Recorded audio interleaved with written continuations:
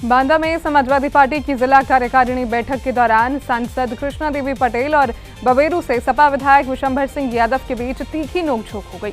बैठक में मौजूद नेताओं के सामने दोनों के बीच जमकर बहस हुई, जिसका वीडियो सोशल मीडिया पर वायरल हो रहा है। मामला उस समय बढ़ा जब सांसद ने विधायक पर साजिश रचने का आरोप लगाया, जिस पर विधायक ने नाराजगी जताते हुए जवाब दिया। बताया जा रहा है दोनों नेताओं के बीच करीब 30 मिनट तक बहस चली, जिससे बैठक में अफरा तफरी का माहौल बन गया। स्थानीय सूत्रों के अनुसार दोनों नेताओं के बीच लंबे समय से अंदरूनी कलह चल रही है। वहीं इस विवाद के बाद सांसद के पति ने मामले की शिकायत सपा सुप्रीमो अखिलेश यादव से करने की बात कही है। बांदा नगर पालिका के डिजिटल होने से आम नागरिकों को अब घर बैठे कई सुविधाओं का लाभ मिल रहा है। इससे लोगों के समय और मेहनत दोनों की बचत हो रही है और प्रशासनिक कार्यों में पारदर्शिता भी बढ़ी है। डिजिटल व्यवस्था के तहत नागरिक अब प्रॉपर्टी टैक्स का भुगतान ऑनलाइन पोर्टल के माध्यम से कर सकते हैं।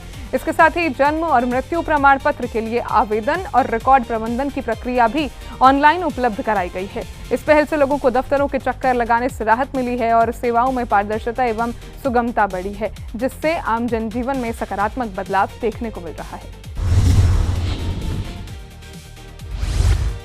सभी ऑफिस हमारे ई-ऑफिस में चले, उसकी ओर बांदा नगर पालिका का एक ये कदम है, जिसमें हमारे यहाँ बांदा नगर में लगभग 30,000 मकानों को डिजिटलीकरण किया गया है, जिनको अपना हाउस टैक्स जमा करने को, नामांकन और नामांतरण कराने को आप घर बैठे या किसी भी ऑनलाइन कैफे से आप कर सकते हैं।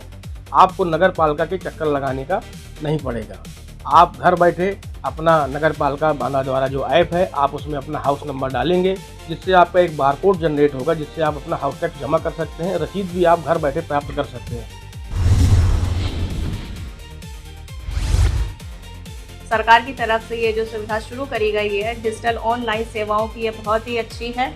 अब हम घर बैठे अपनी हाउस टैक्स, प्रॉपर्टी टैक्स आदि सेवाओं का सरकार वेबसाइट के माध्यम से हम घर बैठे ही उन सेवाओं का आनंद ले सकते हैं। अब हमें वहां जाने की ज़रूरत नहीं पड़ती। पहले जिस तरह से गर्मी के मौसम में, सर्दियों के मौसम में बहुत ही प्रॉब्लम होती थी, बुज़ुर्गों को, बड़ों को या हमारी उम्र के ही लोगों को बहुत प्रॉब्लम होती थी, लेकिन अब हम घर बैठे आराम से वेबसाइट, नगर पालिका की ऑनलाइन वेबसाइट के माध्यम से उन सेवाओं का उपयोग कर सकते हैं। और सरकार ने ये जो डिजिटल सेवा शुरू करी है, इसका मैं बहुत बहुत धन्यवाद करना चाहती हूँ। सोनभद्र में 28 जून से सघन पल्स पोलियो महाअभियान की शुरुआत होने जा रही है। अभियान के तहत 0 से 5 वर्ष तक के 3 लाख से अधिक बच्चों को पोलियो की खुराक पिलाई जाएगी। इसके लिए जिले में 1092 बूथ, 36 ट्रांजिट और 7 मोबाइल टीमें तैनात की गई हैं। प्रशासन ने सभी अभिभावकों से अपील की है कि कोई भी बच्चा पोलियो की खुराक से वंचित न रहे। ये पल्स पोलियो अभियान के संवेदीकरण और इसके बारे में प्रचार प्रसार करने, लोगों में इस बारे में जागरूकता फैलाने के लिए निकाली गई है। भारत इस समय पोलियो मुक्त है, लेकिन फिर भी चूँकि कुछ देशों में अभी भी पोलियो है, तो अपने बचाव के लिए प्रिकॉशनरी मेजर के अंतर्गत आज भी ये बच्चों को दिया जाता है और हम भी एक प्रोटेक्शन के मेजर से इसको अपने अपने बच्चों को दें, ताकि हमारे बच्चे स्वस्थ रहें, सुरक्षित रहें। कल का जो टारगेट है 60,000 बच्चों का है। उसके बाद हमारे पूरे कंपाइल करके जो है तो बताया जाएगा आपको। और जो छूटे हुए बच्चे हैं उनको डोर टू डोर परसों से एक्टिविटी शुरू होगी। कल बूथ एक्टिविटी है, जिसमें 1092 बूथ हमारे हैं और जो टीमें लगी हुई हैं ये पूरा कवर करेंगे। 679 बूथों के साथ सुपरवाइजर लगे हैं। रायबरेली से फतेहपुर को जोड़ने वाले गुगासो गंगा पुल से राहत की खबर सामने आई है।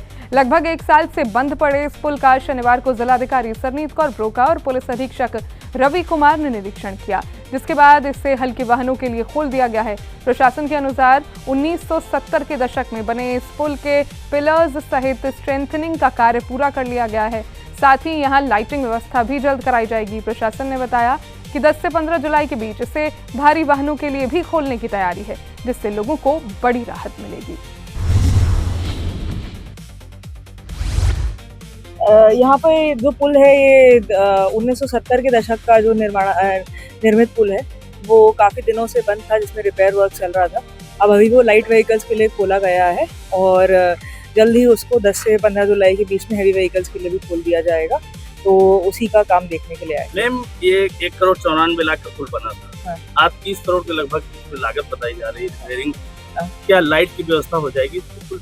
अभी मैंने कहा है अगर अपने कंटिजेंसी से कर पाएंगे तो कर लेंगे, नहीं तो और तरीके से कराया जाएगा। एंड ऑफ कोर्स काफ़ी स्ट्रेंथनिंग की गई है, नीचे पिलर्स वगैरह में स्ट्रेंथनिंग करी गई है, जो कि आवश्यक था। 50 वर्ष से पुराना पुल था, तो उसका काम किया गया है।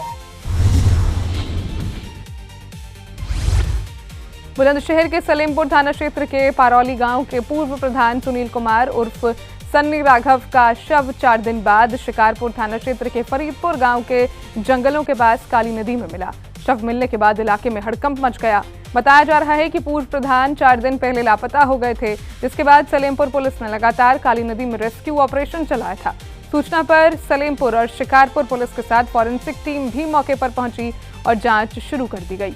शव मिलने के बाद परिजनों का रो रो कर बुरा हाल है, जबकि ग्रामीणों में भी शोक और आक्रोश का माहौल है। ये 24 तारीख की रात से गायब थे और लगभग 10, साढ़े 10, 11 बजे से गायब थे। उसी दिन से गांव के लोग भी और पुलिस प्रशासन भी बरकरार ढूंढ रहे थे, नदी में नाप डाल के भी देखे। अगर जब आज पता पड़ी, 27 तारीख में पता पड़ी कि प्रधान एक साहब वहाँ पर नदी में पड़ा हुआ है, तो गांव के लोगों से सूचना मिली। ऐसे गांव के लोग भाग के आए तो यहाँ पर देखा तो यह सब हमारे भूतपूर्व प्रधान जी का ही था। अच्छा, आप कौन लगते हैं? हम गांव के नाते से तो चाचा लगते हैं। जी ये रात के 9 बजे 12 चल लो। उसके बाद में ये वहाँ इनको खाना देख गए और खाने के बाद में घर ना पहुँचे, उसी दिन से गायब हो गए। 4 दिन से उन्होंने लगातार पूरा गांव और पास पुलिस भी सब ढूंढ रही।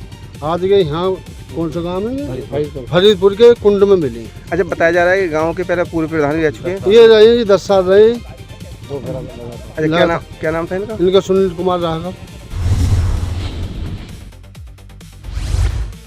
कन्नौज के छिबरा मऊ पश्चिमी बाईपास स्थित बस स्टैंड के पास एक युवक का शव संदिग्ध हालत में मिलने से हड़कंप मच गया। रोडवेज कर्मियों ने शव पड़ा होने की सूचना पुलिस को दी, जिसके बाद पुलिस मौके पर पहुंची। पुलिस ने शव को कब्जे में लेकर जांच शुरू कर दी है। मृतक की पहचान संदीप पांडे के रूप में हुई है। शुरुआती जांच में हीटवेव के चलते मौत होने की आशंका जताई जा रही है। हालांकि पुलिस सभी पहलुओं की जांच कर रही है। कन्नौज के छिबरा मऊ कोतवाली क्षेत्र के भैनपुरा पुरानी बस्ती में शादी वाले घर से ज्वेलरी और नकदी चोरी होने का मामला सामने आया है।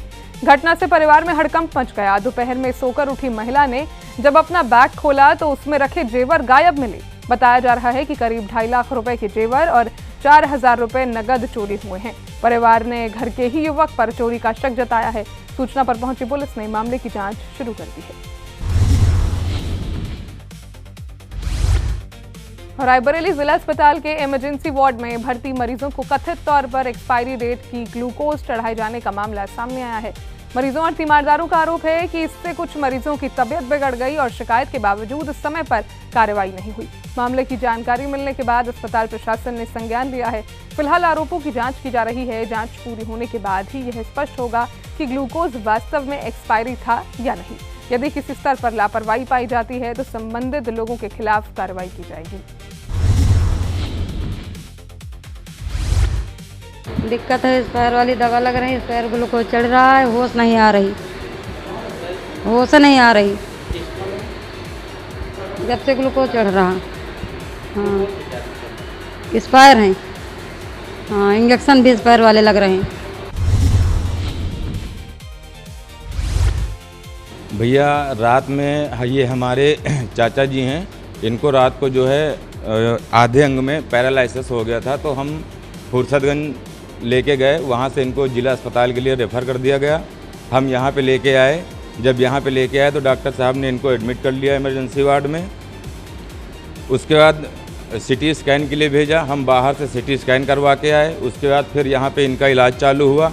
इलाज के दौरान जो है यहाँ पे नए नए लड़के हैं जो बीगो तक नहीं लगा पाते हैं। कई बार ब्लड आया, फिर बीगो लगाया। उसके बाद दवा जब चेक की तो दवा में ये हमारे पास सबूत के तौर पे हमने रख लिया है, ये एक्सपायरी डेट की जो है इंजेक्शन और ग्लूकोज लगाए जा रहे थे। ये हमारे इमरजेंसी वार्ड में सुबह 5 बजे की घटना है, जिसमें स्टाफ द्वारा ये बताया गया है कि एक वीडियो वायरल हुआ, उसमें मैनीटॉल की बोतल के बारे में बताया गया कि एक्सपायरी चढ़ा दी गई। उसकी जब जांच करने पे पता चला है तो हमने सेंट्रल स्टोर से जब जांच कराई तो उसमें नवंबर 25 में ये इशू किया गया था और इसके लिए मैंने 5 सदस्यों की एक कमेटी गठित कर दी है। कमेटी जिनको रिपोर्ट देगी और जो दोषी होंगे उनके खिलाफ सख्त से सख्त कार्रवाई करेगी।